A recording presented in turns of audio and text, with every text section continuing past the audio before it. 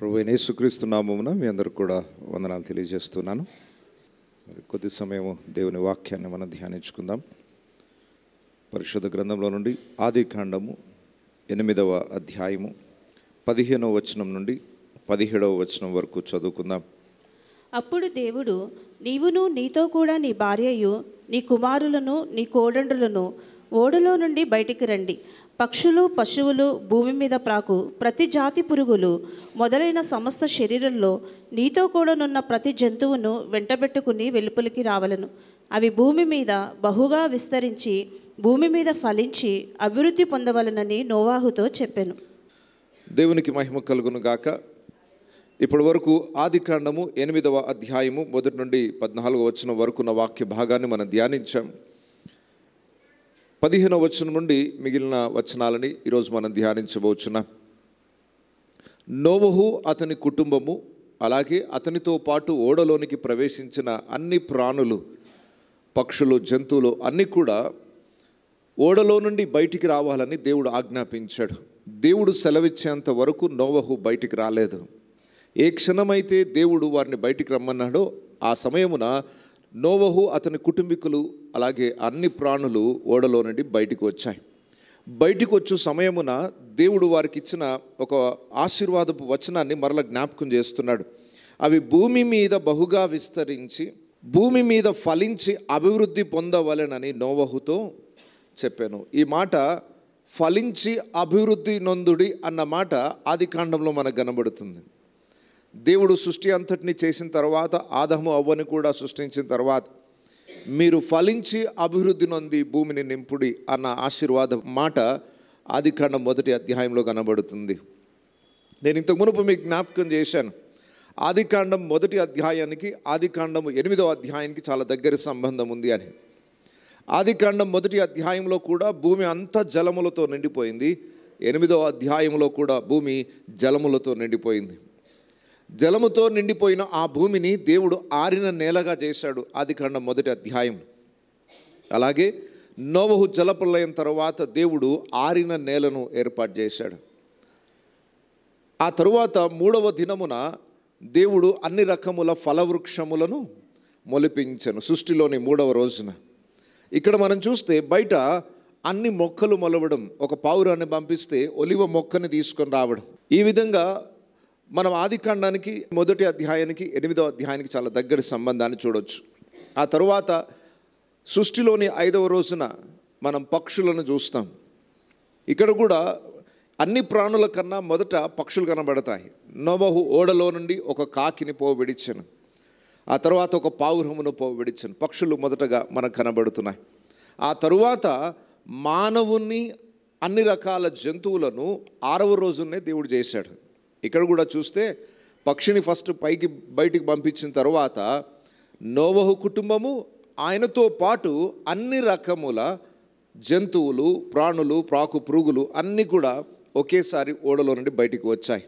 అన్నీ బయటికి వచ్చిన తర్వాత మీరు ఫలించి అభివృద్ధి నొంది భూమిని నింపుడి అన్న మాట సేమ్ ఆదికాండం 1వ అధ్యాయంలో చూస్తాం. అంటే దీన్ని బట్టి మనకు అర్థమయ్యేది ఏంటంటే దేవుడు మరలా నోవహు నుండి ఒక నూతన సృష్టిని ప్రారంభిస్తున్నట్టు కనబడుతుంది. అప్పటి వరకు పతనమైపోయిన ఆ సృష్టిని దేవుడు మరలా ఒక కొత్త సృష్టిగా చేసి ఒక కొత్త తరమును దేవుడు అక్కడ నుండి ప్రారంభిస్తున్నట్టు మనకు కనబడుతుంది. దేవుడు మానవుని జీవితంలో చేసే కార్యాలు ఏంటో ఒక సాదృశ్యంగా ఇక్కడ రాస్తూ ఉన్నాడు. పాపమును బట్టి మానవుడు చెడిపోయిన స్థితికి వెళ్ళిపోగా, దిగజారిపోయిన స్థితిలోనికి వెళ్ళిపోగా, చచ్చిన స్థితిలో ఉండగా దేవుడు మరలా వారిని ఒక క్రొత్త మనిషిగా, క్రొత్త సృష్టిగా ఎలా ప్రారంభిస్తాడు. పతనమైపోయిన ఈ భూమిని దేవుడు ఎలా మరలా ఒక కొత్త సృష్టిగా ప్రారంభించాడో మానవుని కూడా క్రీస్తునందు విశ్వాసం ఉంచిన తరువాత అతని నూతన సృష్టిగా దేవుడు మార్చగలడు. బైబిల్లో రాయబడిన మాట, ఎవడైనను క్రీస్తునందున్న ఎడల వాడు నూతన సృష్టి, పాతవి గతించను, అన్ని క్రొత్తవాయను, సమస్తము నూతన వాయను. సో దేవుడు నూతన పరచడంలో ఆయన చాలా ఎక్స్పర్ట్ అన్న సంగతి గుర్తుపెట్టుకోండి. ఆయన బాగా నిపుణుడు. ఆరంభం నుండి పరిస్థితులన్నింటినీ కూడా క్రొత్తదనంలోనికి తీసుకొని రావడంలో ఆయన గొప్ప ప్రముఖుడు. సో దేవుని యొక్క గొప్ప కార్యాలని ఆదికాండం నుండి మనం నేర్చుకుంటూ వస్తున్నాం. మంచిది. ఇంకా కొన్ని ఆత్మీయ పాఠాలు ఈ గ్రంథంలో నుండి లేదా ఈ అధ్యాయంలో నుండి మనం నేర్చుకోబోతున్నాం. 18వ వచనం నుండి కింది వచనాలు చదువుకుందాం. కాబట్టి నోవాహును అతనితో కూడున్న అతని కుమారులను అతని భార్యయు అతని కోడండును బయటికి వచ్చిరి. ప్రతి జంతువును ప్రాకు ప్రతి పురుగును ప్రతి పిట్టయు భూమి మీద సంచరించును అన్నయ్యను వాటి వాటి జాతుల చొప్పున ఆ ఓడలో నుండి బయటికి వచ్చెను. అప్పుడు నోవాహు యెహోవాకు బలిపీఠము కట్టి పవిత్ర పశువులన్నిటిలోనూ పవిత్ర పక్షులన్నిటిలోనూ కొన్ని తీసుకుని ఆ పీఠము మీద దహన బలి అర్పించెను. చాలు, ఇక్కడ ఒక ప్రాముఖ్యమైన పాఠాన్ని మనం నేర్చుకోవాలి. దాదాపు సంవత్సరం పైగా నోవహు ఓడలోనే ఉన్నాడు. బయటి ప్రపంచం ఏంటో తెలియదు. బయటికి వచ్చిన తరువాత అతని కుటుంబము అతనితో పాటు అన్ని ప్రాణులు ఒక్కసారి బయటికి వచ్చాయి. ఒక కొత్త ప్రపంచంలో అడుగుపెట్టినట్టుగా ఉంది. ఎక్కడ ఏ స్థలంలో అడుగుపెట్టారో కూడా వాళ్ళకేం తెలియదు. ఏ ఊరిలో అడుగుపెట్టారో తెలియదు. ఎలాంటి ప్రాంతంలో అడుగుపెట్టారో తెలియదు. ఓడలో నుండి బయటికి వచ్చేసరికి అంతా కొత్త ప్రపంచం. అయితే ఓడలో నుండి బయటికి రాగానే సహజంగా మానవునికి రావాల్సిన ఆలోచన ఏంటి? ఇన్ని రోజులు ఓడ అనేది మనకు ఆశ్రయాన్ని ఇచ్చింది. ఇప్పుడు దిగగానే మనకంటూ ఒక గుడారం కావాలి. ఇప్పుడు నివాసం ఉండడానికి ఒక ఇల్లు కావాలి. కనీసం ఒక చిన్న గుడిసె లాంటిదన్నా వేసుకోవాలి. ఇప్పుడు దాదాపు 4 కుటుంబాలు, నోవహు, అతని భార్య, అతని 3 కుమారులు, వారి భార్యలు, అలా 4 కుటుంబాలు నివాసం చేయడానికి కనీసం 4 గుడారాలు వేసుకోవాలి. ఫస్ట్ ఓడలోండి బయటికి రాగానే నేను ఎక్కడ ఉండాలి, ఇప్పుడు ఏ చెట్టు కింద ఉండాలి, ఏ స్థలంలో నివాసం చేయాలి, ఎక్కడ ఇల్లు కట్టుకోవాలి, ఏ స్థలం అనుకూలంగా ఉంటుంది, ఎక్కడ నీళ్ళు అనుకూలంగా ఉన్నాయి, ఎక్కడ వాతావరణం అనుకూలంగా ఉంటుంది, ఎక్కడ నేను ఇల్లు కట్టుకుంటే నాకు అనుకూలంగా ఉంటుంది, వీటిని గురించి ఆలోచించాలి నోవహు. కానీ ఓడ దిగగానే నోవహు ఇల్లు కట్టలేదు, బలిపీఠాన్ని కట్టాడు. ఇక్కడ మనం నేర్చుకోవాల్సిన అద్భుతమైన పాఠం, దేవుడు ఆశ్చర్యరీతిగా అతని జీవితాన్ని రక్షించినందుకు దేవునికి కృతజ్ఞతాస్తుతులు చెల్లిస్తున్నాడు. హృదయపూర్వకంగా దేవుని బలి అర్పణల ద్వారా ఆరాధిస్తున్నాడు. దేవుని మేలులను మొదటగా జ్ఞాపకం చేసుకుంటున్నాడు. ఆ బలిపీఠము మీద తనతో పాటు తీసుకొని వచ్చిన పవిత్రమైన జంతువుల నుండి కొన్ని, పవిత్రమైన పక్షుల్లో నుండి కొన్ని దేవునికి అర్పణగా చెల్లించాడు. మన జీవితంలో దేవుడు ఎన్నో ఉపకారాలు చేస్తుంటాడు, కానీ దేవునికి కృతజ్ఞతాస్తుతులు చెల్లించడం, దేవుని ఘనపరచడం అనేది మర్చిపోతూ ఉంటాం. అది ప్రప్రదమైనది. మనం ఎన్ని పనులు ఉన్నప్పటికీ దేవుడు చేసిన ఉపకారములను జ్ఞాపకం చేసుకొని వాటిని బట్టి దేవుని స్తుతించడం అన్నిటికంటే ప్రాముఖ్యమైన విషయం. మరొక విషయం ఏంటంటే దేవునికి ప్రథమ స్థానం ఇవ్వడం. జీవితంలో మనకు ఉన్నన్ని పనులు ఏ ప్రాణికి ఉండవు. మానవునికి ఉన్నన్ని పనులు, మానవునికి ఉన్నంత బిజీ ఇంకే ప్రాణికి ఉండదు. ఉదయం నుండి రాత్రి వరకు ఎప్పుడు చూసినా పని పని పని పని, ఎప్పుడు చూసినా బిజీయే. ఎంత బిజీ లైఫ్ ఉన్నా ఫస్ట్ ప్రయారిటీ, ప్రాముఖ్యమైన పాత్ర దేవునికి ఇవ్వాలి. నోవహుకి ఇప్పుడు గుడారం కట్టుకోవడం అవసరం. సూర్యుడు అస్తమించే లోపు వెలుగున్నప్పుడే రాత్రి పడుకోవడానికి ఏదైనా స్థలం వెతుక్కోవాలి. వాటిని గురించి పక్కన పెట్టేసి మొదట ఆయన నీతిని, ఆయన రాజ్యాన్ని వెతకడం. దేవుని ఎలా సంతోషపెట్టాలి, దేవుని కొరకు నేనేం చేయాలి, దేవుడు చేసిన ఉపకారములను బట్టి నేను తిరిగి ఏమి ఇవ్వగలను, వీటిని గురించే ఆలోచించాలి. మన జీవితంలో ప్రాముఖ్యమైన స్థానాన్ని దేవునికి ఇస్తున్నామా? ఎన్ని పనులున్నా వాటిని పక్కన పెట్టి ఆయన నీతిని, ఆయన రాజ్యాన్ని వెతుకుచున్నామా? ఉదయం లేచినది మొదలుకొని ఏమేం పనులున్నా ఈరోజు అని పనులన్నింటి గురించి ఆలోచిస్తాం. ఉదయం లేచిన వెంటనే పనులన్నీ పక్కన పెట్టేసి ఫస్ట్ నేను దేవునికి స్తుతి ఆరాధన చేయాలి, దేవుని సన్నిధిలో ప్రార్థించాలి, దేవుని వాక్యాన్ని నేను ధ్యానించాలి. అలా ప్రార్థనతో, వాక్య ధ్యానముతో, స్తుతి ఆరాధనతో నీ దినము ప్రారంభమవుతుందా? ఎంతమంది జీవితం అలా ప్రారంభమవుతుంది? పొద్దున లేచిన వెంటనే మన బిజీ షెడ్యూల్ గుర్తొస్తుంది. అయ్యో ఈరోజు ఈ పనులున్నా, ఈరోజు ఈ పనులున్నా, అయ్యో టైం అయిపోయింది, డ్యూటీకి వెళ్ళిపోవాలి, ఇదే ఆత్రము. ఎన్ని ఉన్నా దేవుడు ఈరోజు కొత్త దినాన్ని చూసే భాగ్యాన్ని ఇచ్చాడు కదా. ఎంతోమంది ఈ డేట్ని చూడలేకపోయారు. ఈరోజు నన్ను దేవుడు సజీవ లెక్కలో ఉంచాడు. నాతో పాటు ఉన్న వాళ్ళు ఎంతోమంది జలప్రలయం కొట్టుకొని పోయారు, ఈరోజు నేను బ్రతికాను కదా అని నోవహు దేవుని కృతజ్ఞతాస్తులు చెల్లిస్తుంటే ఒక్కొక్క రాత్రి గడిచి మళ్ళా తెల్లవారగానే మనం మర్చిపోతున్నాం ఆ రాత్రి ఎంతమంది ఈ లోకాన్ని విడిచిపెట్టి వెళ్ళిపోయారు. ఆ తెల్లవారుజామున చూడని వాళ్ళు ఎంతమంది ఉన్నారు. నువ్వు చూసావు. మొదట నువ్వు చేయాల్సిన పని ఏంటి? దేవునికి కృతజ్ఞతాస్తుతులు చెల్లించడం, దేవుని నామాన్ని కీర్తించడం, మొదటి స్థానాన్ని దేవునికి ఇవ్వడం. నీ ఇల్లు, నీ పనులు ఇవన్నీ తరువాత అవసరమే. అవన్నీ ప్రాముఖ్యమే, కానీ వాటికి మించి దేవునికి ప్రాముఖ్యతను ఇస్తున్నావా? యేసు ప్రభు చాలా స్పష్టంగా చెప్పాడు, నా నీతిని, నా రాజ్యాన్ని మొదట వెతకండి, ఆ తర్వాత మీకు ఏమేం కావాలని నేను చూసుకుంటాను. ఈరోజు మానవుడు దేవునికి ఎందుకు దగ్గర కాలేకపోతున్నారయ్యా అని అడిగితే ఏం చెప్పాలి సార్? ఆర్థిక ఇబ్బందులు. ఎందుకు దేవునికి దగ్గర కాలేకపోతున్నారంటే పనులు, పొద్దున్న లేస్తే సాయంకాలం వరకు కష్టపడాలి కదా, పరిస్థితుల నుండి గట్టెక్కడానికి రాత్రింబగలు కష్టపడాలి కదా. మీరు తీరుస్తారా అప్పు? మేము కష్టపడకపోతే ఈ అప్పు ఎవరు తీరుస్తారు? దేవుడు తీరుస్తాడా? మేమే కష్టపడాలి కదా అనుకుంటూ దేవుని కూడా నిర్లక్ష్యం చేస్తూ పరిగెత్తుతున్న వారు ఉన్నారు. దేవుడు మంచి ఫార్ములా చెప్పాడు. నా నీతిని, నా రాజ్యాన్ని మొదట వెదకండి. ఏమి తిందుమా, ఏం ధరించుకుందామా, మీకు ఏమేమి అవసరతలు ఉన్నాయో వాటి గురించి చింతించకండి. ఫస్ట్ నాకు ప్రయారిటీ ఇవ్వండి, మిగతాయన్నీ నేను మీకు ఆశీర్వాదకరంగా మలుస్తాను. మానవుడు ఆ సలహాని అంగీకరించట్లేదు. మా శక్తితో మేము బ్రతకగలుగుతాం, మా శక్తితో మేము పైకి రాగలుగుతాం, మేము ఏదైనా చేయగలుగుతాం. ఫస్ట్ మా అవసరతలు తీర్చబడాలి, తర్వాత దేవుని సంగతి, దేవుని రాజ్యాన్ని గురించి, దేవుని పరిచర్య గురించి, దేవుని చిత్తాన్ని నెరవేర్చ గురించి అవన్నీ తర్వాత ఆలోచించవచ్చు. ఇప్పుడు అర్జెంటుగా ఈ సాయంకాలం వరకు ఒకటి 10,000 ఇవ్వాలి, నేను దాని గురించి ఆలోచించాలి. మన మైండ్ ఎప్పుడు కూడా ఈరోజు సమస్య మీదనే ఉంటుంది. ఈరోజు నాకేం అవసరం ఉంది, ఈరోజు నేనేం చేయాలి, దాని మీదనే ఉంటుంది.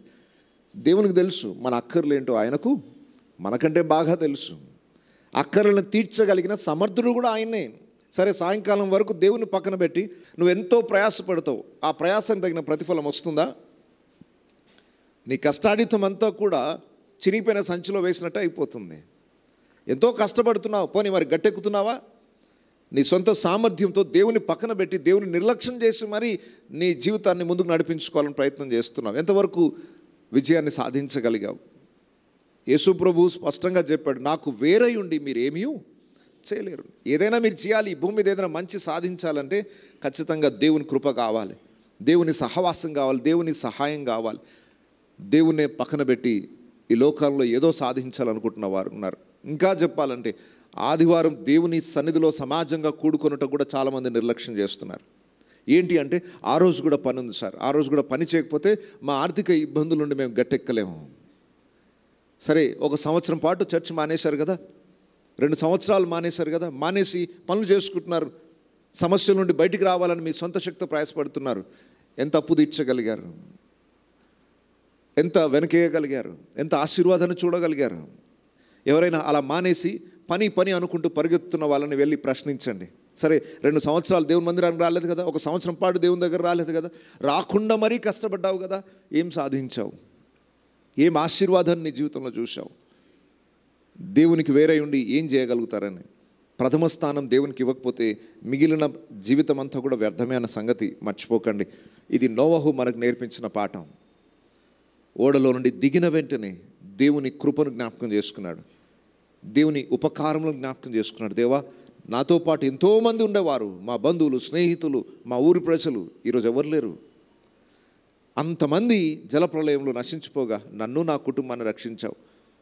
బ్రతుకున్నది మేమే కనుక ఈ భూమి మీద సజీవులే కదా దేవుని స్తుతించేది. నిద్రించిన వారైతే వెళ్ళి దేవుని స్తుతించలేరు. బ్రతుకున్న మనమే కదా దేవుని స్తుతించాల్సింది, అది మన బాధ్యత కదా. ఈ భూమి మీద నుండి దేవునికి స్తుతి యాగాన్ని నేను అర్పించాలి అని ఖచ్చితంగా నోవహులాగా మనం ఈరోజు నిర్ణయం తీసుకుందాం. మనం ఈరోజు బలులు అర్పించాల్సిన అవసరం లేదు, మేకలనో ఎడ్లనో తీసుకొచ్చి దేవునికి అర్పించాల్సిన అవసరం లేదు. ఎందుకంటే మనందరి కొరకు యేసు ప్రభు ఒక్కసారే బలయ్యాడు కనుక ఇక బలి అర్పణలను దేవుడు కోరట్లేదు. అయితే దేవుడు కోరుకునే యాగం ఒకటి ఉంది. హెబ్రీలకు రాసిన పత్రిక 13వ అధ్యాయం 15వ వచనం చూడండి. హెబ్రీలకు రాసిన పత్రిక 13వ అధ్యాయం 15వ వచనం. కాబట్టి ఆయన ద్వారా మనము దేవునికి ఎల్లప్పుడూ స్తుతియాగము చేదుము, అనగా ఆయన నామమును ఒప్పుకొనుచు జిహ్వా ఫలమును అర్పించుదుము. చాలు. ఆయన ద్వారా మనము దేవునికి ఎప్పుడెప్పుడు స్తుతి యాగము చేయుదము? ఎల్లప్పుడూ స్తుతి యాగము చేయుదము. ఏమి యాగం అది? అక్కడ ఎలాంటి జంతువులను యాగం చేయమంటలేదు దేవుడు, స్తుతి యాగము. అదే కష్టమవుతుంది మనకు. ఇంకా నిజంగానే నోవహు కాలంలాగా బలులు అర్పించాలి అంటే ఈరోజు ఎంతమంది ముందుకు వచ్చేవాళ్ళు? ఒక పొటేలును తీసుకొని రమ్మని, ఒక ఎద్దును తీసుకొని రమ్మని దేవుడు బలి అర్పించడానికి ఒకవేళ ఆజ్ఞ ఇస్తే ఈరోజు మన ఆర్థిక పరిస్థితిని బట్టి ఎన్ని తేగలుగుతాం? ₹1 ఖర్చు లేకుండా హృదయపూర్వకంగా దేవునికి స్తుతియాగాన్ని అర్పించమంటున్నాడు అంతే. అది కూడా ఈనాడు చేయలేని స్థితిలో క్రైస్తవులు ఉన్నారు. హృదయపూర్వకంగా దేవుని స్తుతించడం, దేవా ఎంత గొప్ప మేలు నా జీవితంలో చేశావు అని పొద్దున లేచిన వెంటనే కృతజ్ఞతా భావంతో ఒక దినాన్ని ప్రారంభించడం అది ఎంతైనా ఆశీర్వాదకరం. సో నోవహు బలి అర్పణ ద్వారా దేవునికి స్తుతి చెల్లించాడు. మనము స్తుతి యాగము ద్వారా దేవుని నామాన్ని కీర్తించాలి. అది ప్రతి దినము ఎల్లప్పుడూ, ఎప్పుడో ఒకసారి టైం ఉన్నప్పుడు కాదు, ఎప్పుడో ఒకసారి సమాజంగా కూడుకున్నప్పుడు, ఆదివారం మాత్రమే కాదు, ప్రతి దినము మనకు నూతన దినమే, ప్రతి క్షణము ఒక నూతన క్షణమే.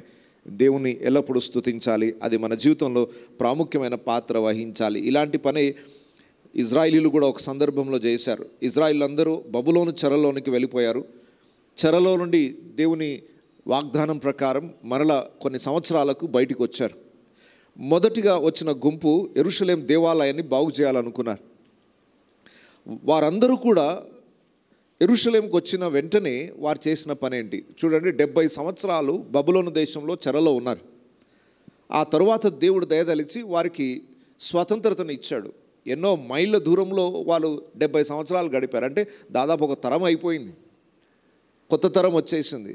అలాంటి ప్రజలు కొన్నిసార్లు వీళ్ళతో పాటు ఉన్న వాళ్ళు యెరూషలేం ఇంతకుముందు చూడలేదు, అక్కడే బబులోన్లో పుట్టి పెరిగిన వాళ్ళు కూడా ఉన్నారు.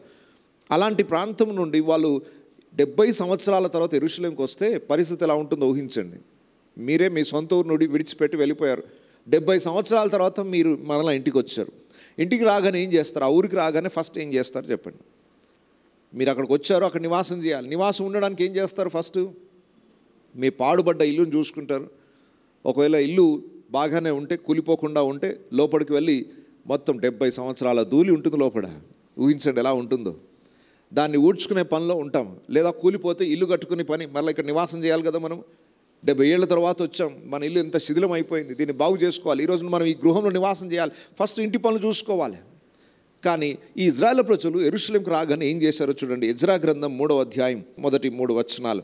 7వ నెలలో ఇజ్రాయేలులు తమ తమ పట్టణములకు వచ్చిన తర్వాత జనులు ఏకమనస్సు కలిగిన వారై యెరూషలేములో కూడి యోజాదాకు కుమారుడైన యెషువాయు, యాజకులైన అతని సంబంధులకు షేల్తీయేలు కుమారుడైన జెరుబాబెలును అతని సంబంధులను లేచి దైవజనుడైన మోషే నియమించిన ధర్మశాస్త్రమందు రాయబడిన ప్రకారముగా దహన బలులు అర్పించుటకై ఇజ్రాయేళ్ల దేవుని బలిపీఠములను కట్టిరి. వారు దేశమందు కాపురస్తులైన వారికి భయపడుచు ఆ బలిపీఠము మీద దాని పురాతన స్థలమును నిలిపి దాని మీద ఉదయమునను అస్తమైనను యెహోవాకు దహన బలులు అర్పించుచు వచ్చిరి. చాలా యెరూషలేముకు వచ్చిన ఇజ్రాయిల్ అందరూ ఫస్ట్ ఏం చేశారు? ధర్మశాస్త్రం ప్రకారము బలిపీఠాన్ని మొదట కట్టారు. మొదట బలిపీఠాన్ని కట్టి ఉదయం సాయంకాలం దేవునికి బలులు అర్పిస్తూ అప్పుడు వారి నివాసాన్ని సరిచేసుకున్నారు. అంటే మన ఇంటికన్నా మన జీవితంలో ఎన్నో పనులున్నా వాటన్నిటికీ మించి ఫస్ట్ దేవుని బలిపీఠమును ఆశ్రయించాలి. అనగా ఉదయాన్నే దేవుని పాద సన్నిధికి చేరడం, దేవుని స్తుతించడం, ఆరాధించడం, దేవుడు చేసిన ఉపకారం బట్టి దేవునికి కృతజ్ఞతాస్తుతులు చెల్లించడం మన జీవితంలో ప్రాముఖ్యమైన పాత్ర వహించాలి. అది నోవహు బలిపీఠం నుండి మనం నేర్చుకోదగిన గొప్ప పాఠం. సరే, నోవహు ఒక అద్భుతమైన బలిపీఠాన్ని కట్టి వారికి దేవునికి శ్రేష్టమైన అర్పణలను, పవిత్రమైన జంతువులను, పక్షులను అర్పణలుగా చెల్లించాడు. చెల్లించిన తర్వాత దేవుడు ఏ విధంగా వాగ్దానం చేశాడో దేవుడు తన మాటని 8వ అధ్యాయం 21వ వచనంలో ఈ రీతిగా పలుకుతున్నాడు. అప్పుడు యెహోవా ఇంపైన సువాసన ఆంగ్రాణించి ఇక మీదట నరులను బట్టి భూమిని మరలా శపించెను. ఎందుకనగా నరుల హృదయాలోచన వారి బాల్యము నుండి చెడ్డది. నేను ఇప్పుడు చేసిన ప్రకారముగా ఇకను సమస్త జీవులను సంహరింపను. భూమి నిలిచియున్నంత వరకు వెదకాలమును, కోతకాలమును, శీతోష్ణములను, వేసవి శీతాకాలములను, రాత్రింబగళ్ళను ఉండక మానవని తన హృదయములో అనుకొనెను. దేవుడు తన మనసులో అనుకున్న మాటలు ఇక్కడ కనబడుతున్నాయి. చాలా అద్భుతమైన పాఠాలు ఇక్కడ ఉన్నాయి. ఒక్కొక్క దాన్ని వివరించి మనం నేర్చుకుంటే చాలా విశాలమైన అంశం ఇందులో ఉంది. అయినా మనకున్న సమయంలో సాధ్యమైనంత వివరాలు మీతో పంచుకోవాలని ఆశిస్తున్నాను. దేవుడు తన మనసులో ఏమనుకున్నాడంటే, నరుల హృదయాలోచన వారి బాల్యము నుండి చెడ్డది. నరుల హృదయాలోచన ఎప్పటి నుండి చెడ్డది? బాల్యము నుండి చెడ్డది. మానవుడు పుట్టుకతోనే పాపపు స్వభావముతోనే పుడుతున్నాడు. ఇది ఈనాడు చాలామంది అంగీకరించట్లేదు. జన్మ పాపం లేదు అని వాదించే వాళ్ళు ఉన్నారు. బాలుడు అతడికి అవగాహన వచ్చినప్పటి నుండే పాపం అనే దాన్ని తను కనుపరుస్తూనే ఉంటాడు. అబద్ధం ఎప్పటి నుండి స్టార్ట్ అవుతుంది అంటే, మాట్లాడడం నేర్చుకున్న మొదటి రోజు నుండే స్టార్ట్ అవుతుంది అబద్ధం. తిన్నావా, నోరు తెరువు అంటే అంటాడు, తినలేదు అని. అంటే వాడికి అబద్ధం అనేది బాల్యం నుండి స్వాభావికంగానే వచ్చేసింది. చిన్నపిల్లలకు Johnny yes papa eating sugar అంటే వాడికి ఆల్రెడీ రైమ్స్లో వాడు ఉన్నట్టు వాడి భవిష్యత్తు చెప్పేస్తున్నారు. చిన్నప్పటి నుండి అబద్ధం చెప్పడం. తింటున్నావా, చక్కెర తింటున్నావా అంటే లేదు.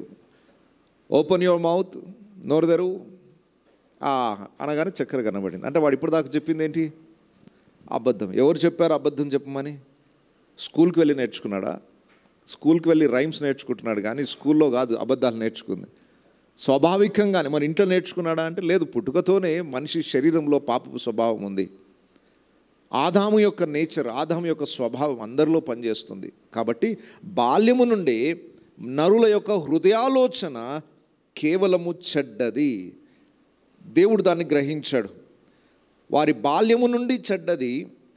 నేను ఇప్పుడు చేసిన ప్రకారం ఇకను సమస్త జీవులను సంహరింపను. ఇక్కడ చాలా విచిత్రంగా అనిపించింది నాకు ఈ వచనం చదువుతుంటే.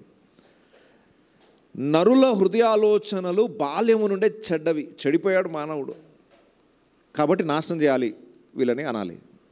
ఏమంటున్నాడు అక్కడ? నరుల హృదయాలోచనలు బాల్యం నుండి చెడ్డవి కాబట్టి నేను నేడు చేసిన ప్రకారం ఇక సమస్త జీవులను సంహరింపను. అదేంటి, వాళ్ళు మంచోళ్ళు కాబట్టి నేను సంహరింపను అంటే బాగుంటుంది. నరుల హృదయాలోచనలు బాల్యము నుండే చెడ్డవి కావున నేను వాళ్ళని ఇక మీదట సంహరించను. అసలు ఆ మ్యాచింగ్ ఏమైనా ఉందా? దానికి అర్థమవుతుందా? ఈ వచనాన్ని కాస్త ఇంటికి వెళ్ళి చదివారా ఎప్పుడైనా? కొంతమందికి ఉత్సాహం ఉంటుంది, నెక్స్ట్ సండే ఏం వాక్యం ఉంటుందో ఒకసారి లేఖనాలను సిద్ధపరచుకొని వెళ్తాం. మరి అట్లా ఎంతమంది చేస్తున్నారో నాకు తెలియదు. కనీసం విన్న వాక్యాన్నైనా ఇంటికి వెళ్ళి మరలా చదువుతున్నారో లేదో నాకు తెలియదు. అలవాటు చేసుకోండి. ఈరోజు విన్న వాక్యము ఆ లేఖనాన్ని ఇంటికి వెళ్ళగానే మరలా చదవండి, పరిశోధన చేయండి. అలాగే నెక్స్ట్ వారానికి దేవుడు ఏం వాక్యం సెలవిస్తాడో ముందుగానే చదువుకొని ఉంటే ఇంకా బాగా అర్థమవుతుంది కదా. సో ఈ వచనాన్ని ఒకవేళ ముందుగానే చదివిన వారికి అనుమానం రావచ్చు, ఇదేంటి నరుల హృదయాలోచనలు బాల్యం నుండే చెడ్డవి అని చెప్పి కాబట్టి ఇక మీదట నేను ఏ మానవుని నాశనం చేయను. ఇక మీదట ఇంత మునుపు జలప్రలయంతో భూమి నాశనం చేసినట్టు మళ్ళా చేయను. అదేంటి, చెడ్డవాన్ని నాశనం చేయను అంటున్నాడు ఏంటి? ఇదే మాట 6వ అధ్యాయంలో కూడా అన్నాడు. ఒకసారి చూడండి, ఆదికాండం 6వ అధ్యాయం 5వ వచనం. నరుల చెడుతనము భూమి మీద గొప్పదనియు వారి హృదయం యొక్క తలంపులలోని ఊహ అంతయు ఎల్లప్పుడూ కేవలము చెడ్డదనియు యెహోవా చూచి తాను భూమి మీద నా నరులను చేసినందుకు యెహోవా సంతాపము నొంది తన హృదయములో నొచ్చుకునెను. 5వ వచనంలో మనం చూస్తే, 6వ అధ్యాయం 5వ వచనం చూస్తే సేమ్ అదే ఫీలింగ్ కనబడుతుంది మనకు. భూమి మీద నరుల యొక్క హృదయము యొక్క తలంపులలోని ఊహ అంతయు ఎల్లప్పుడూ కేవలము చెడ్డదనియు అంటే ఇక మంచి అనేది 1% కూడా లేదని అర్థం. ఉన్నదల్లా చెడే. మానవుడు పుట్టినది మొదలుకొని మానవునిలో మంచితనం లేదు. పుట్టినది మొదలుకొని కేవలం చెడుతనమే ఉంది. హృదయములో, ఆలోచనలో, తలంపులో ఏదో మేలు చేస్తున్నాను అనుకుంటాడు, కానీ దానిలో స్వార్థం ఉంటుంది. ఎవరికో ఉపకారం చేస్తున్నాను అనుకుంటాడు, తన గొప్పతనాన్ని రుజువు చేసుకోవాలనుకుంటాడు. మనిషి జీవితంలో ఎక్కడ మంచి అనే దానికి 1% కూడా స్థలం లేదు. అలా చెడిపోయిన స్థితిలో ఉన్నాడని మానవుని చూసినప్పుడు ఏమనుకున్నాడో, తన మనసులో నొచ్చుకున్నాడట. మానవుని చేసినందుకు బాధపడ్డాడట, సంతాపడ్డాడట. పడి ఏం చేశాడు? ఇక నేను అందరినీ నాశనం చేసేస్తాను అన్నాడు. 6వ అధ్యాయం స్టోరీ చెప్తున్నాను. ఎందుకు మానవుల మీద కోపం వచ్చింది ఆయనకు? వారి హృదయాలోచనలు, వారి ఊహలన్నీ కూడా చెడ్డవి కనుక మనసులో నొప్పించబడి నాశనం చేయాలనుకున్నాడు. మరి అదే ఫీలింగ్ ఇక్కడ కూడా వచ్చింది కదా. మీరు అనొచ్చు, నోవహు కంటే ముందున్న ప్రజలందరూ చెడిపోయిన వాళ్ళు కాబట్టి వాళ్ళందరినీ నాశనం చేశాడు. ఇప్పుడు నీతిమంతుని యొక్క వంశావళి స్టార్ట్ అయింది కదా. ఇప్పుడు అంతా కొత్త జనరేషన్ స్టార్ట్ అయిపోయింది కదా. ఇక హృదయాలోచనలు చెడిపోయిన మానవులు ఆ తరం లేదు కదా అని మీరు అనుకోవచ్చు. ఇక్కడ దేవుడు చెప్పాలనుకుంటున్నది ఏంటంటే, ఒక తరం అంతటిని నాశనం చేసేసిన ఇప్పుడు నోవహు నుండి ఒక కొత్త తరం ప్రారంభమైన వీళ్ళ లోపల కూడా ఏముంది? ఓడలో తప్పించబడి బయటకు వచ్చినా ఇంకా వీళ్ళ నేచర్ కూడా, ఆదాము స్వభావం ఇంకా ఇందులో ఉంది. ఆదాము యొక్క స్వభావము నోవహులోను అతని కుమారులలోను ఇంకా ఉంది. ఇప్పుడు నరుల ఆలోచన బాల్యము నుండే చెడిపోయినది అని నోవహు తర్వాత వచ్చే వారి గురించి చెప్తున్నాడా, ముందున్న వారి గురించే చెప్తున్నాడా? 8వ అధ్యాయంలో నోవహు తరువాత కూడా ప్రజలు ఇలాగే ఉంటారు.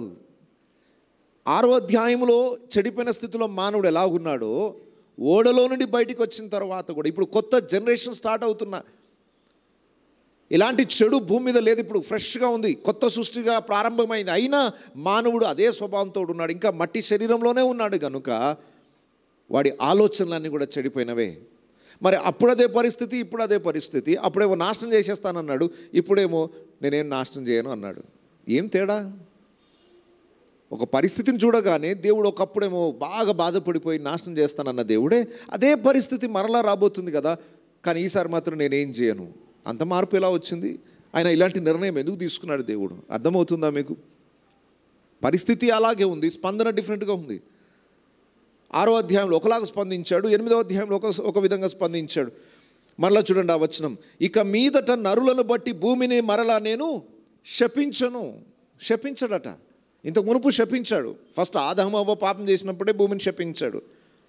తర్వాత నోవహు కాలంలో ప్రజల యొక్క దుస్థితిని చూసి జలప్రలయము చేత భూమిని శపించేశాడు. కానీ ఇప్పుడు అంటున్నాడు, ఆ విధంగా నేను మరలా శపించను. ఎందుకు శపించడు? ఎందుకనగా రీజన్ చెప్తున్నాడు. ఎందుకనగా నరులు నీతిమంతులు అయ్యారు కనుక అన్నాడా? ఎందుకు శపించవయ్యా? ఇంత మునుపు అంత కోపాన్ని చూపించావు, జలప్రలయంతో అందరు నాశనం చేసావు, ఇప్పుడు మాత్రం నాశనం చేయను అంటున్నావు. ఎందుకు? మనుషులో మార్పు వచ్చేసిందా? ఇంత జలప్రలయాన్ని చూసి, ఇంత నాశనాన్ని చూసి, అమ్మో ఇంక మీదట మనం ఎప్పుడు పాపము చేయకూడదు. మన పితరులందరూ, మన బంధువులు, మన గ్రామస్తులు వాళ్ళందరూ జలములలో కొట్టుకొని పోయారు, మనం అలాంటి పొరపాటిక మీదట చేయకూడదు అని తర్వాత తరం బుద్ధి తెచ్చుకుంటుంది అన్నాడా? నో, ఈ తరము కూడా చెడిపోయిన స్థితిలోనే ఉంటుంది. మరి అలాంటప్పుడు ఎందుకనగా నరుల హృదయాలోచన వారి బాల్యము నుండి చెడ్డది, నేనిప్పుడు చేసిన ప్రకారము ఇక సమస్త జీవులను సంహరింపను.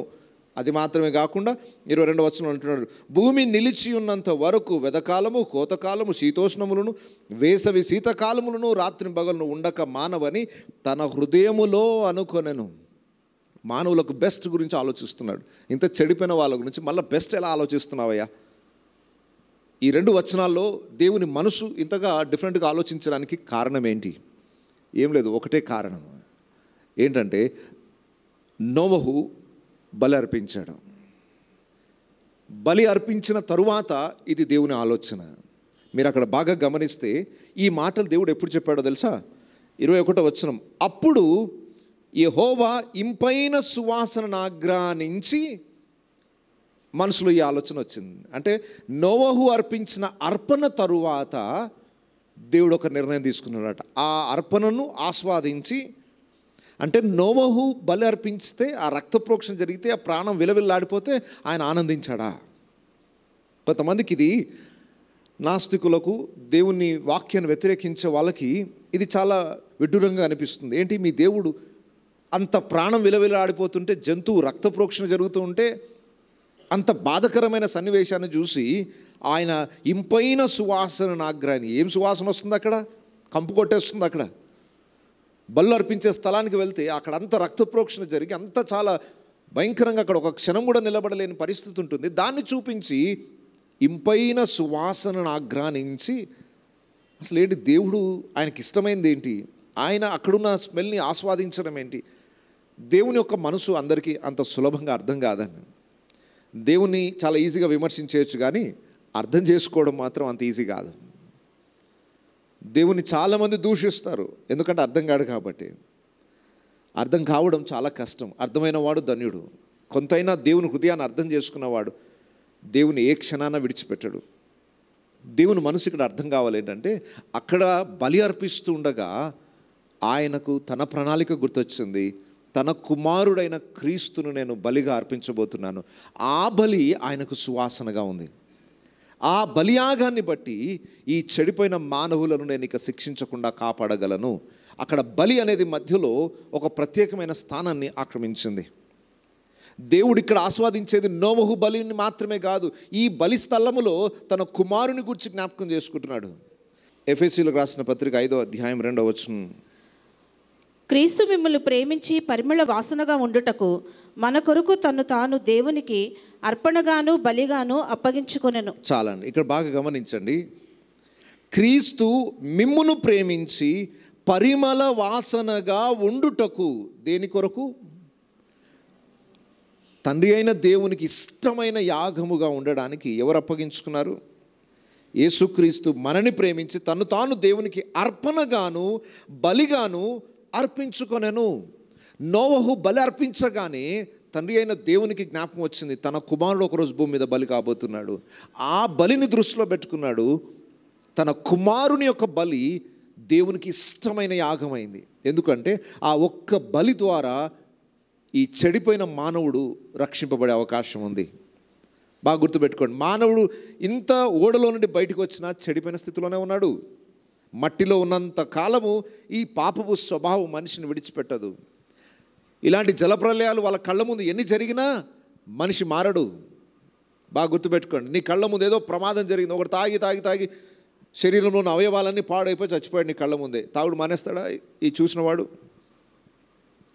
కళ్ళ ముందు గుట్కాలు తిని తిని తిని ఆ జర్దాలు తిని మొత్తము దౌడ క్యాన్సర్ వచ్చేసింది.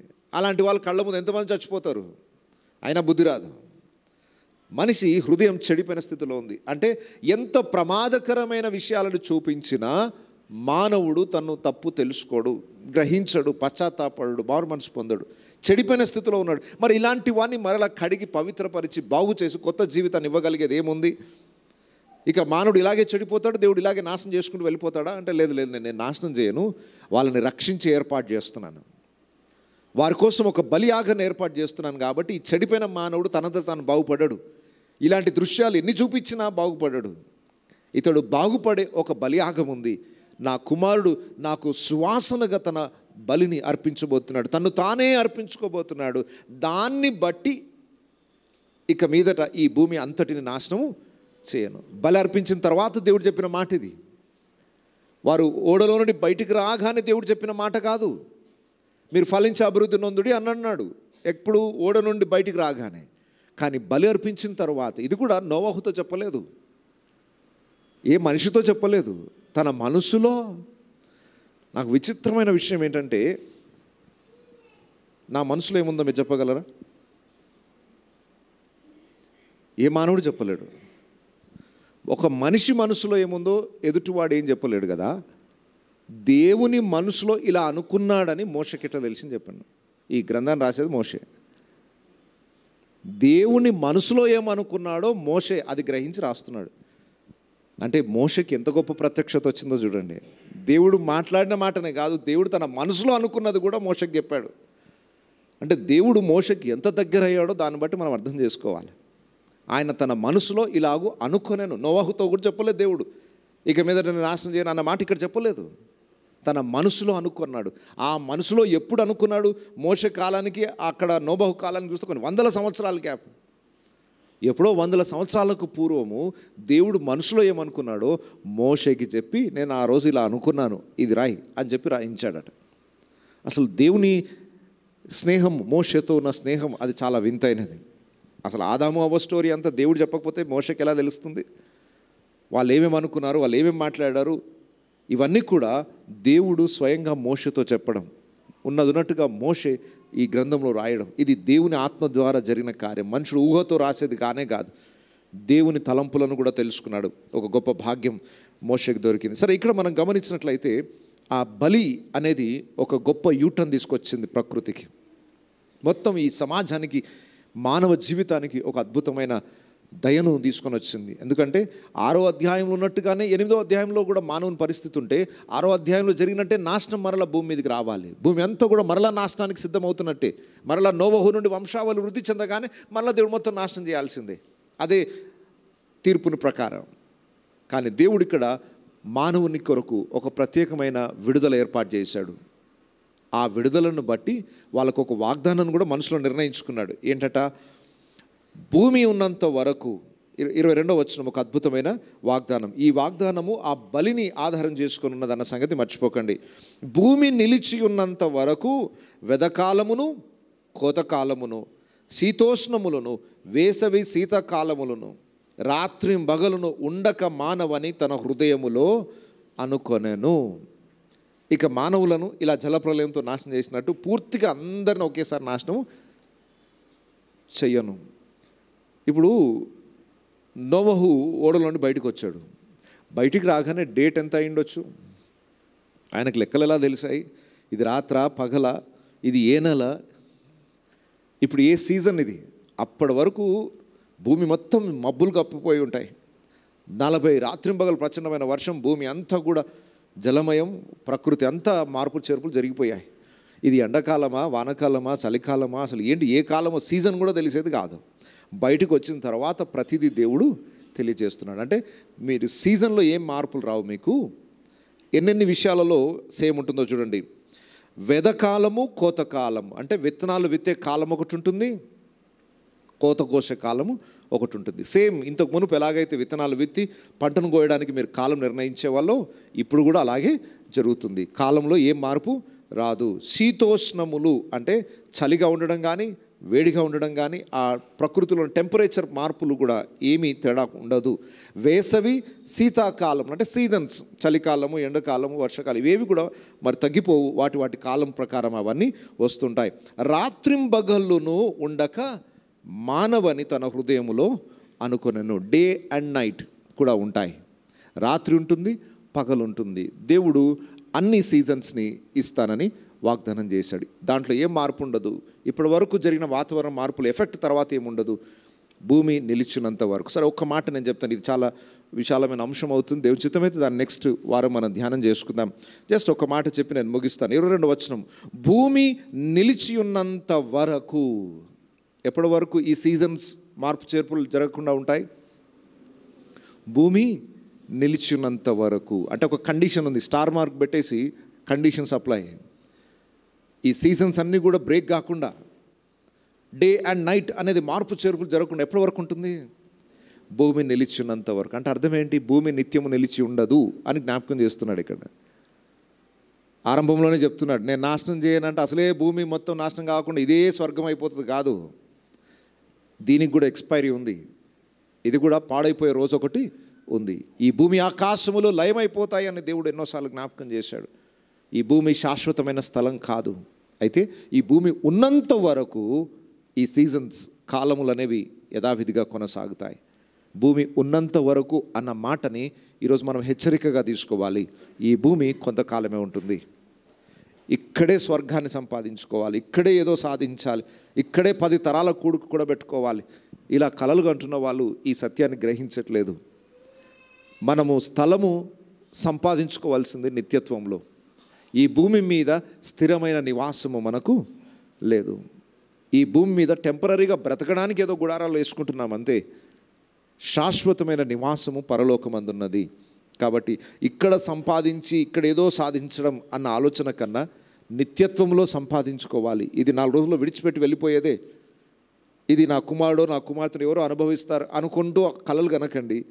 నిత్యత్వంలో వాళ్ళ కోసం నేనేం సంపాదించాను, నిత్యత్వంలో నా కోసం నేనేం సంపాదించుకున్నాను, దీన్ని విడిచిపెట్టి వెళ్ళిపోవాలి. ఈరోజు కొన్ని భూభాగాల గురించి భయంకరమైన కొట్లాటలు జరుగుతూ ఉన్నాయి. ఇప్పుడు ఇండియా పాకిస్తాన్ మధ్య ఎన్నో సమస్యలు. దేని గురించి సమస్య? జమ్మూ కాశ్మీర్ని ఇవ్వాలి, దానికోసం ప్రాణాలైనా పెడతామంటున్నారు. దానికోసం ఇండియా పాకిస్తాన్ రెండింటి మధ్య పెద్ద వివాదం, ఎప్పుడు చూసినా దాని గురించే సంభాషణ. ఎందుకయ్యా ఇంతగానం కొట్లాడతారు? ఇది ఎన్ని రోజులు ఉంటుంది? ఇది కొద్ది కాలం ఉండిపోయేదానికి దీనికోసం ప్రాణాలు పోగొట్టుకుంటున్నారు. దీనికోసం దేశాలు యుద్ధాలు చేసుకుంటున్నాయి. దీనికోసం శత్రుత్వాన్ని పెంచుకుంటున్నారు. ఈ యొక్క చిన్న భూభాగం రేపు ఉండేది కాదు. ఇది మానవుడు విడిచిపెట్టి వెళ్ళిపోవాల్సింది. సో అనవసరం లేని భూ తగాదాలు పోతే పోనీలే అని వదిలిపెట్టుకునే మనస్తత్వం ఉంటే నిత్యత్వంలో మన మనసు ఉన్నట్టు. లేదు, చచ్చేదాకా ఒక అడుగు స్థలాన్ని కూడా నేను పోగొట్టాను, అడుగు స్థలం కూడా దానికోసం అవసరమైతే ప్రాణమైనా పెడతాను అనుకునేవాడు బుద్ధిహీనుడు. పోనీ ఒక 100 రూపాయలు పోయినాయి అనుకుని వదిలేసుకోవడం క్షేమం. ఈ భూమి మీద భౌతికమైన వాటి కోసం ప్రాణాలు పోగొట్టుకునే దాకా తెచ్చుకుంటున్నారు. దయచేసి అలాంటి నష్టాన్ని మన జీవితంలో అనుమతినివ్వకండి, అలా నష్టానికి చోటు ఇవ్వకండి. దేవుడు నిత్యత్వం కొరకు మనల్ని సిద్ధపరుస్తున్నాడు. దాంట్లో ఎలా ప్రవేశించాలి, ఆ నిత్యత్వంలో నేనేం సంపాదించుకోవాలి, మనము మన పిల్లలు దాని మీదనే గురి పెట్టేటట్టుగా మనం వారికి ఉపదేశం చేయాలి. సో ఇక్కడ ఈ లేఖనం ప్రకారం ఈ భూమి శాశ్వతం కాదు. మానవుని ఆయుష్కాలం కొద్ది కాలమే ఈ భూమి మీద. ఇక్కడే ఉంటే భూమి ఆకాశం లయమైపోయేటప్పుడు అతడు కూడా లయమైపోతాడు, నిత్య నరకాగ్నికి పాలవుతాడు. ఈ స్థలము క్షేమం కాదు. ఈ స్థలం కంటే సురక్షితమైన స్థలానికి దేవుడు మనం తీసుకొని వెళ్ళడానికే తన కుమారుని లోకానికి పంపాడు. మన పాపములన్నిటినీ కడిగి పవిత్రపరిచి కొత్త సృష్టిగా మన జీవితాలను మార్చి, ఆ కొత్త సృష్టిగా మార్చబడిన వారి మీద ఏ శిక్షావిధియు లేకుండా వారిని నిత్యత్వంలోకి తీసుకెళ్లాలని ఆయన కుమారుని బలిగా మన కొరకు అర్పించాడు. ఈరోజు క్రీస్తు యొక్క శిలువ త్యాగాన్ని కూడా జ్ఞాపకం చేసుకుందాం. ఒకవేళ నిజంగానే ఆ బలియాగం జరగకపోతే మరలా దేవుడు ఈ భూమిని నాశనం చేయాల్సిందే. ఇలా నాశనం చేస్తూనే ఉండాలి. ఇక ఒక కుటుంబాన్ని రక్షించాలి, మళ్ళీ వంశం పెరగగానే వాళ్ళు చెడిపోతారు, మరలా వారిని నాశనం చేయాలి, మరలా ఒక కుటుంబాన్ని సంరక్షించాలి. ఇక ఇదే ప్రాసెస్. అంటే ఇక ఎవరు నిత్యత్వానికి వచ్చే అవకాశం లేదు యేసు ప్రభు శిలువ మీద బలి అవ్వకపోతే. ఈరోజు క్రీస్తు యొక్క శిలువ త్యాగాన్ని బట్టి మనం అందరం రక్షింపబడ్డాం. క్రీస్తునందున్న వాడికి ఏ శిక్షావిధియు లేదు. ఈ భూమి ఆకాశం లయమైపోయేటప్పటి లోపల మనం నిత్యత్వంలోనికి వెళ్ళిపోతాం. దేవుడు మన కొరకు స్థిరపరిచి సిద్ధపరిచిన ఒక శ్రేష్టమైన పరలోకం అనే స్థలం ఉంది. ఎవరు నమ్మినా నమ్మకపోయినా ఆ స్థలం నిజం. ఆ స్థలంలోనికి మనం వెళ్తున్నాం. మనం అదే నిరీక్షణ కలిగి జీవిస్తూ ఉన్నాం. సో రక్షింపబడుతున్న వ్యక్తులకు దేవుడు ఒక శుభవార్త, మీ మీదికి ఏ శిక్షావిధియు రాదు. ఇక మీదట నేను మిమ్మల్ని ఏమి నాశనం చేయను. ఈ వాగ్దానము బలి ఆశ్రయించిన వారికి మాత్రమే. ఒకవేళ క్రీస్తు సువార్తను అంగీకరించకుండా, మారుమనసు పొందకుండా, క్రీస్తు యొక్క శిలువ యాగాన్ని విశ్వసించకుండా ఎవరైతే ఉన్నారో వారు ఖచ్చితంగా, ఆనాడు భూమి జలములతో నాశనం చేయబడింది, కానీ ఆ తరువాత ఈ భూమి అగ్ని కొరకు కాచుకొని ఉందని పేతురు పత్రికలో రాయబడి ఉంది. జలములతో నాశనం అయితేనే ఇంత భయంకరంగా ఉంటే అగ్ని కొరకు సిద్ధపరచబడుతుందట. అగ్ని చేత నాశనం చేయబడుతుంది. ఆ నాశనము త్వరలోనే రాబోతుంది. కనుక ఈరోజు ఎవరైనా ఇంకా మారుమనసు పొందని వాళ్ళు, ప్రభువుకి దూరంగా ఉన్న స్థితిలో ఉన్న వారికి ఈరోజు అవకాశం ఉంది. భూమి ఉన్నప్పుడే అవకాశం, లేదా నీ ప్రాణం ఉన్నంత వరకే అవకాశం. మారుమనసు పొంది క్రీస్తు అనే బలిపీఠాన్ని ఆశ్రయించి క్రీస్తు యొక్క శిలువ త్యాగనందు విశ్వాసం ఉంచి మారుమనసు పొందండి. దేవుని శిక్షావిధి నుండి తప్పించుకోండి. దేవుడు కృప ద్వారా మనకిచ్చిన ఈ రక్షణ, ఆ కృపని ఆధారం చేసుకొని జీవితాన్ని కొనసాగిస్తూ క్రీస్తు యొక్క రాకడ కొరకు సిద్ధపడదాం. అందరం కూడా తల వంచి కళ్ళు మూసుకుందాం.